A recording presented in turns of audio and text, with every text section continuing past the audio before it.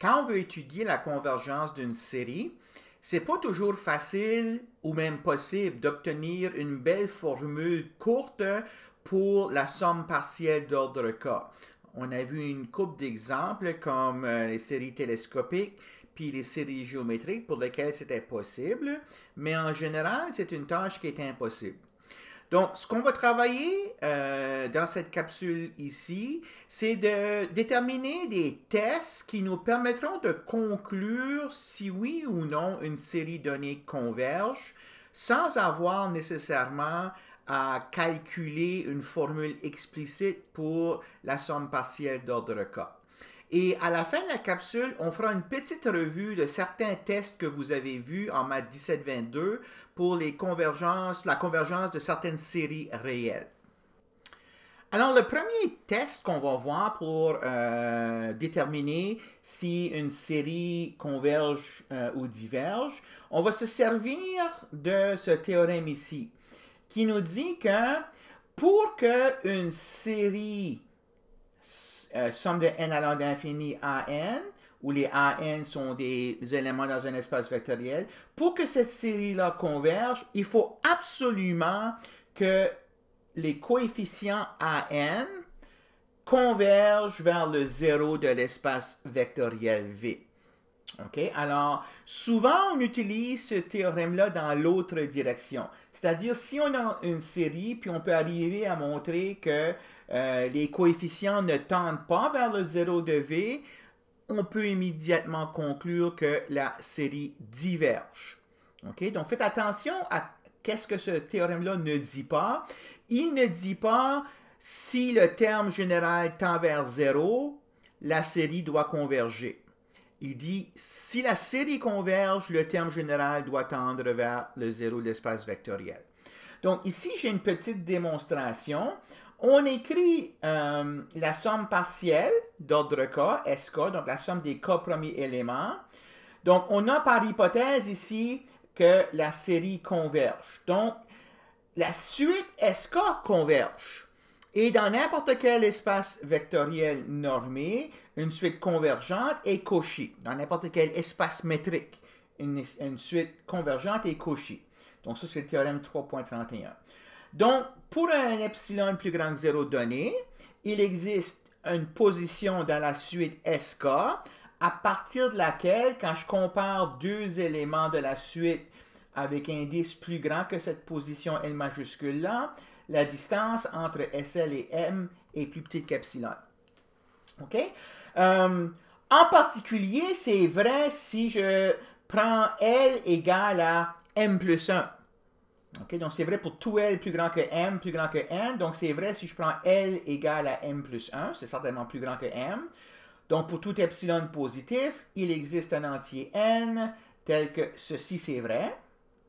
Bon, maintenant, regardons c'est quoi Sm plus 1 moins Sm. Sm plus 1, c'est la somme des M plus 1 premiers termes. Sm, c'est la somme des M premiers termes. Alors, quand je fais la différence ici, les M premiers termes ici vont venir annuler avec la soustraction les M premiers termes ici. Et tout ce qui va rester, c'est le terme Am plus 1.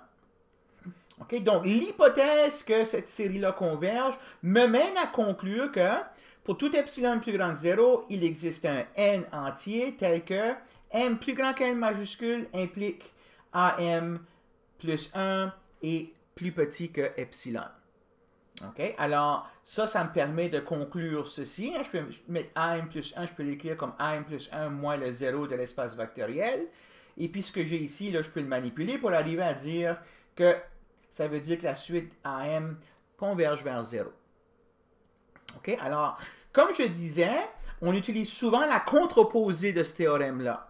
C'est-à-dire que si on a une série qui est telle que le terme général ne converge pas vers le 0 d'espace vectoriel, il faut que cette série-là diverge. Alors, par exemple, ici, cette série ici, la somme de n égale 1 à l'infini, de 1 sur nème de racine de n. Donc, une série dans R. Celle-là, elle diverge parce qu'on a déjà démontré que n à la 1 sur n tend vers 1. Donc, vous irez voir pour ceci, c'était l'exemple 3.14 qu'on a fait. Donc, on a déjà montré que ce terme ici tend vers 1. Donc, le terme général ici tend vers 1, ne tend pas vers 0, donc il faut que cette série-là diverge. OK? Alors, voilà pour ceci. Définition. Donc, ici, on travaille dans un espace de Banach, alors un espace vectoriel normé, qui est tel que les suites de Cauchy convergent dans cet espace-là, et j'ai une série dans V. On va dire que cette série-là converge absolument, ou bien parfois vous allez voir converge en norme, si la série réelle suivante converge. Alors, qu'est-ce que ça veut dire ceci? Les AN ici sont des vecteurs dans V. Cependant, quand je prends leur norme, ce que j'obtiens, ce sont des réels. Alors, je suis capable de construire une série réelle correspondant à cette série ici dans V, tout simplement, au lieu de faire la somme des AN, je fais la somme des normes des AN. Donc, si jamais on sait, pour une raison ou une autre, que cette série réelle ici converge, on appelle cette série ici absolument convergente. Okay? Donc, c'est un nom qu'on lui donne. Okay? Donc, a priori, il n'y a pas nécessairement un lien entre convergence absolue et convergence tout court, mais les prochains résultats, là, on va bâtir un lien entre ces deux termes ici. Par exemple, si je travaille dans l'espace euclidien R2, puis je considère le AN comme étant le vecteur dont la composante 1, c'est cos de n sur n carré, et la composante deuxième, c'est sin de n sur n carré. Alors ça, c'est une série dans R2. Et puis, si je calcule la norme du terme général ici, hein, donc la norme euclidienne, alors je fais la racine carrée de la somme des carrés des composantes, cos carré n sur n à la 4, plus sin carré n sur n à la 4. Cos carré plus sin carré au numérateur, ça me donne 1. Donc, j'ai racine de 1 sur n à la 4 qui est 1 sur n carré. Okay? Donc, la série que je construis à partir de cela, ici, c'est la série 1 sur n carré. Donc, dans cet exemple ici, ça correspond à ça. Puis ça correspond à ça. Donc, vous voyez, ça, c'est une série dans R2. Ça, c'est une série réelle. Puis celle-là, ben, à l'exemple 3.44, partie 4 de la capsule précédente, on avait vu qu'elle convergeait. OK? Donc, on peut en conclure que cette série ici converge absolument dans R2. Elle satisfait cette définition ici. OK, alors, pourquoi j'ai parlé de cette terminologie-là? C'est en vertu de ce théorème ici, qui nous dit que dans un espace de Banach, si j'ai une série, puis que j'arrive à montrer qu'elle est absolument convergente, donc la série des normes converge dans R, il en suit que la série ici converge dans l'espace V. Donc, par exemple, si je retourne ici, le fait d'avoir trouvé que cette série ici était absolument convergente, ça me permettrait de conclure que cette série ici converge dans R2. OK, alors, donc on va faire la démonstration ici. C'est très important, vous allez voir ici qu'on travaille dans un espace de Banach. Très, très important, on va se servir de ça. Donc, on a comme acquis qu'on a une série absolument convergente.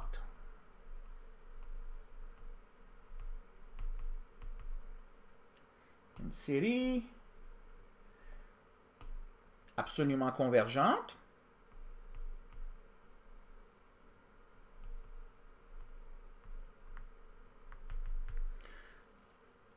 C'est-à-dire que la somme, la série n égale 1 à l'infini, la série réelle converge dans les réels. Donc, je peux construire une suite de sommes partielles de cette série réelle-là. Donc, je vais prendre cette série réelle ici, et puis je vais faire la somme des k premiers termes. Donc, somme de n égale 1 à k DAN. Donc, dire que cette série ici converge dans les réels, c'est la même chose que dire que cette suite réelle ici converge. Donc, converge dans R.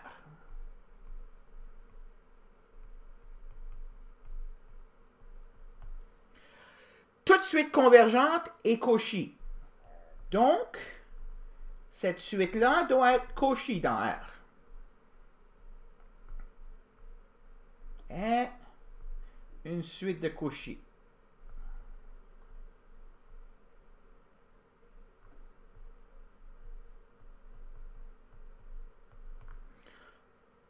C'est-à-dire, pour tout epsilon positif, il existe un entier n majuscule tel que, si je prends L plus grand que M plus grand que n majuscule, ça implique que la distance entre sigma L et sigma M est plus petite que epsilon.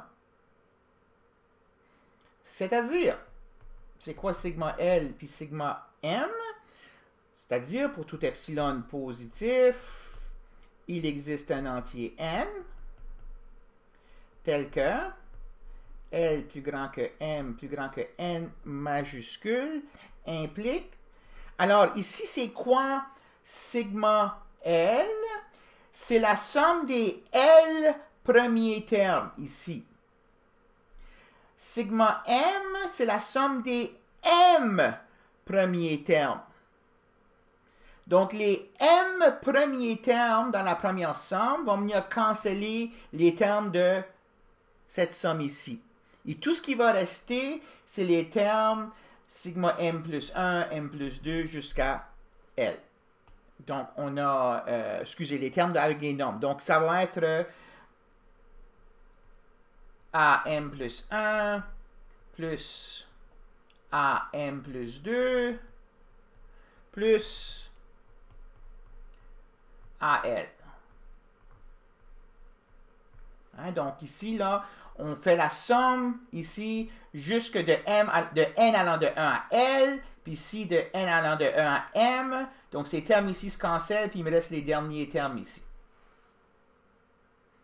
OK? Donc ça, c'est une conséquence du fait que cette série-là est absolument convergente. Elle est absolument convergente. Ça converge. La suite des sommes partielles converge, donc elle est Cauchy. Donc, j'ai cette propriété ici. Donc ça, je vais utiliser cette propriété-là là, à la toute fin. Maintenant, moi, ce que je veux montrer, c'est que cette série ici converge dans V. OK? Donc, regardons la suite des sommes partielles pour la série tout court. Puis ça, je vais appeler ça, comme j'ai l'habitude de le faire, SK. Donc, SK, c'est la suite des sommes partielles des AN. OK, donc je somme ici, là, dans l'espace vectoriel V, soit epsilon plus grand que 0 quelconque. Donc, je vais montrer que la suite SK converge. Pour ce faire, je vais montrer qu'elle est Cauchy. Et puis, parce qu'on travaille dans un espace de Banach, je pourrais en conclure qu'elle converge. C'est déjà l'importance de travailler dans un espace de Banach. On va montrer, pour montrer que cette suite ici converge, on va montrer qu'elle est Cauchy. Donc, j'ai la suite SK, soit epsilon plus grand que 0 quelconque. Prenons le même N.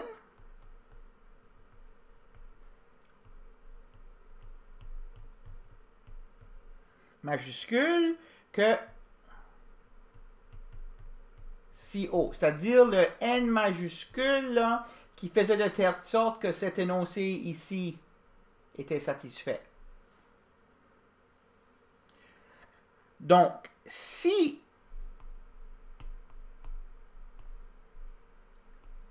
L est plus grand que M est plus grand que N majuscule, on a que...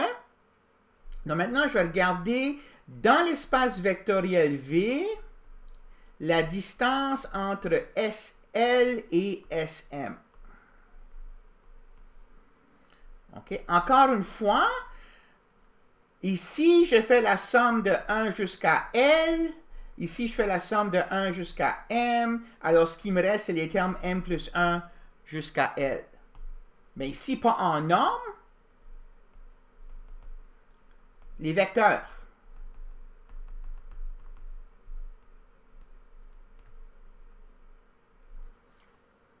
OK, donc ça, c'est la distance. Puis je vais arriver à montrer que ça, c'est plus petit qu'epsilon. En me servant de ce que j'avais déjà démontré comme étant vrai. Alors, ici, c'est clair que ce qu'on va servir, c'est l'inégalité du triangle. Hein? On va dire que ça, c'est plus petit ou égal à la norme de AM plus 1 plus la norme de AM plus 2 plus la norme de AM.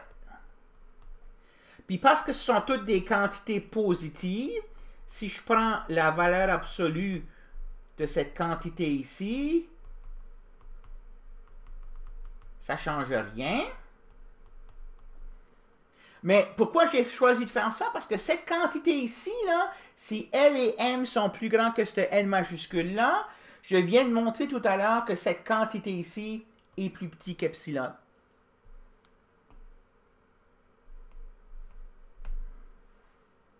Donc,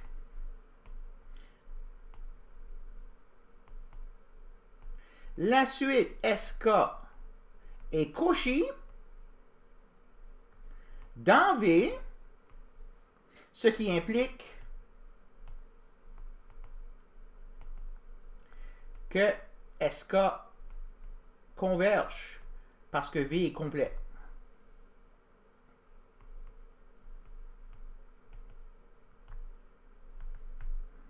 Ainsi, ce que j'ai montré, c'est que la somme de n égale 1 à l'infini, donc la série des AN, converge dans V.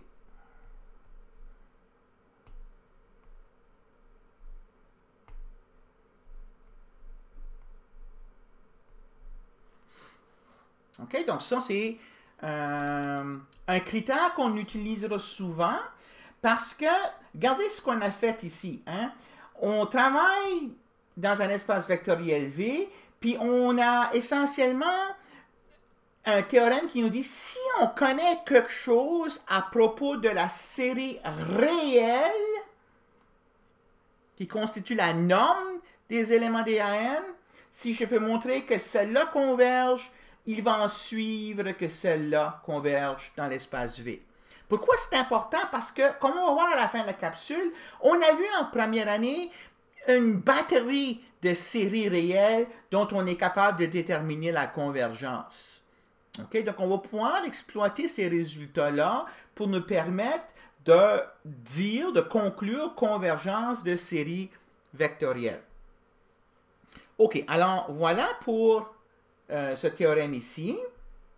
Je termine avec un autre théorème qui est dans la même veine et qui dit la chose suivante. Ça, c'est un théorème très important. On l'appelle le critère de Weierstrass. On est toujours dans un espace de Banach. J'ai une série dans V. Et puis, si j'arrive à montrer que la norme du terme général est plus petite ou égale à une quantité mn, donc le n ici indique que, en général, quand je vais prendre ce norme-là, le n, il va faire partie de l'expression, donc je vais avoir peut-être une borne différente pour chacun des AN ici. Donc, important, ce sont des nombres réels, ceci. Donc, j'arrive à montrer que le terme général en norme est borné supérieurement par une quantité que j'appelle Mn. Et puis, si je sais que la série réelle des Mn converge, il en suit que la série originale converge dans l'espace vectoriel V. Okay, donc, souvent, on utilise ce test-là.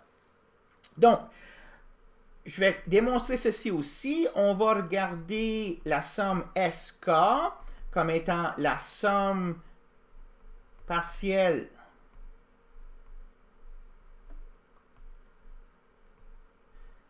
correspondant à la série réelle. Et puis, je vais regarder TK comme étant la somme partielle de la série réelle que j'obtiens en prenant les normes des AN. OK? Alors, j'ai deux séries réelles ici. Une où est-ce que je prends les normes des AN, puis l'autre où est-ce que je prends ces bornes supérieures ici, MN. Bon, la suite, SK converge. Pourquoi? Par hypothèse. Parce qu'on a dit que ça, c'est une série convergente. Donc, ça veut dire que la suite de ces sommes partielles converge. OK. Donc, elle doit être bornée. Elle est bornée. Ça, c'est en vertu d'un théorème qu'on a vu quand on a commencé à parler de suite, le théorème 3.9. Toute suite convergente doit être bornée. Là, maintenant, je constate que les termes TK, parce qu'elles sont des sommes de quantités positives, ici j'ai mis un infini, c'est pas un infini, qui va là, c'est K. Parce que ce sont des sommes de termes positifs, les TK sont toujours plus grands ou égaux à 0. Et puis, ils sont égaux à, donc, somme n égale 1 à K.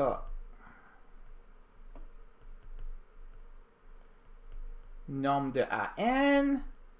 Et puis, par ces bornes ici, j'ai n égale 1 à K de M, N, hein, parce que chaque terme ici est plus petit ou égal à chaque terme ici, par hypothèse. Mais ça, c'est ce qu'on avait défini comme étant SK. Donc, les termes de la suite TK sont tous plus petits ou égaux aux termes de la suite SK. Puis la suite SK, on avait dit qu'elle était bornée.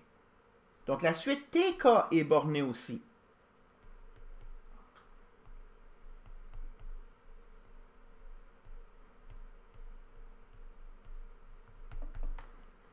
Aussi,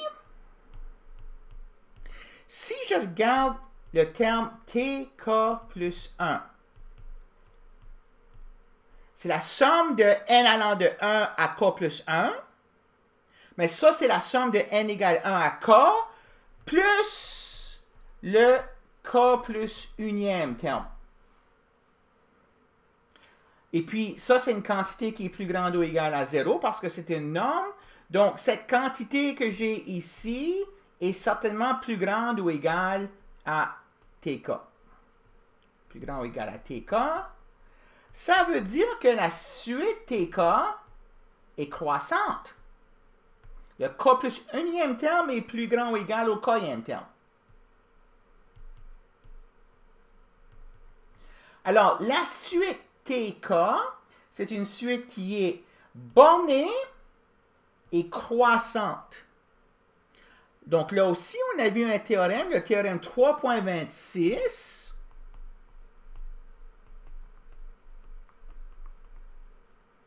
La suite TK converge.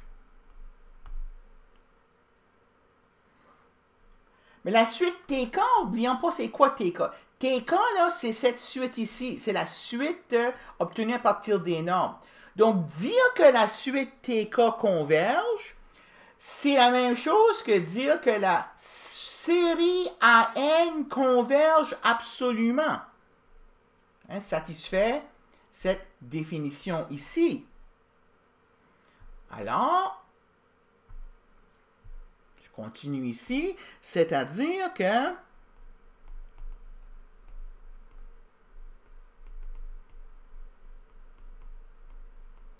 cette série-là converge, c'est-à-dire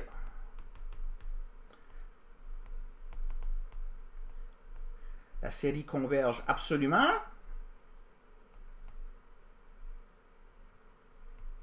et par le théorème 3.50,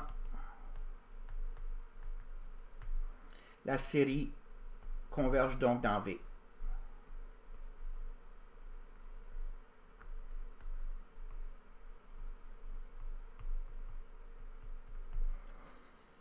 OK? Alors, le théorème 3.51 et le théorème 3.50 sont vraiment importants parce qu'ils nous permettent d'établir une conclusion concernant la convergence d'une série donnée dans un espace vectoriel à étudier la convergence d'une série réelle associée.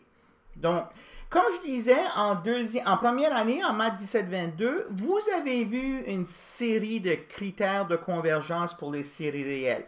Alors, je vais tout simplement les donner ici. Le document, on va le parcourir assez rapidement, mais essentiellement, il y a 3 ou 4 tests que vous pouvez vous servir, que vous avez déjà fait en première année et que vous pourrez réutiliser ici dans le contexte d'utiliser, que vous voulez appuyer vos raisonnements sur le théorème 3.50 ou 3.51. Le premier, c'est ce qu'on appelle le critère de condensation de Cauchy, qui dit, donc ici, c'est tout sur des séries réelles, c'est tous des résultats sur des séries réelles. Donc, la série AN converge si et seulement si la série 2 à la N à 2 à la N converge. OK? Alors, il y a une démonstration de ceci dans le manuel. Vous n'en êtes pas responsable, mais si ça vous intéresse, vous pouvez le regarder. On se sert de ceci dans l'exemple 3.53 pour arriver à la conclusion que vous avez vue en première année, que la série AR, on appelle ça la série de Riemann d'ordre AR, parfois vous avez appelé ça la série P, hein, au lieu de mettre un R comme exposant, vous avez mis un P, mais converge si et seulement si R est strictement plus grand que 1. Donc on sert du critère de condensation de Cauchy et d'un critère qu'on avait vu pour la convergence de séries géométriques pour arriver à démontrer ceci. On a ce qu'on appelle des critères de comparaison. Si j'ai deux séries réelles AN et BN, la série BN, les BN sont tous plus grands ou égaux à 0. Si je sais que la série BN converge et si je sais que les termes AN en valeur absolue sont plus petits ou égaux au terme BN, ça me permet de conclure que la série AN converge. Si, en revanche, la série BN diverge, puis que les AN sont plus grands que les BN, alors la série AN diverge. Hein, donc ça, vous aviez vu ça sous guise de test de comparaison en première année. Un autre test que vous avez vu, c'est le critère de D'Alembert, qui dit que quand on a une série réelle, si vous calculez le rapport du n plus 1e terme sur le nème terme en valeur absolue, et vous prenez la limite quand n tend vers l'infini de ceci. Si cette limite-là existe, puis ça donne un nombre L, on peut conclure si L est plus petit que 1, que cette série-là converge absolument, donc converge. Si L est plus grand que 1, la série diverge, puis si L égale à 1, on ne peut rien conclure. Okay? Donc ça, vous avez vu ça en première année, le test du rapport, le test de D'Alembert. Ici, il y a un exemple où est-ce qu'on applique ceci. Je vous invite de lire l'exemple. Puis je termine avec le critère de la racine, qui est un critère qui est un peu semblable au critère de D'Alembert. C'est un test qui se fait sur les coefficients réels. Ici, on prend la nème racine de la valeur absolue de AN, puis on prend la limite quand n tend vers l'infini de ça. Si cette limite-là existe, ça donne un nombre L. Si L est plus petit 1, la série converge absolument, donc converge. Si L est plus grand que 1, la série diverge. Puis si L égale à 1, on ne peut rien conclure. OK, alors ça, c'est tous des tests que vous avez vus dans votre cours de calcul Maths 17-22. Alors, vous pourrez vous en servir. Ici, j'ai un petit exemple qui utilise le critère de la racine. Donc, ce sont tous des tests que vous allez pouvoir vous servir. Ça fait partie de votre vocabulaire que vous pourrez utiliser pour ce cours ici.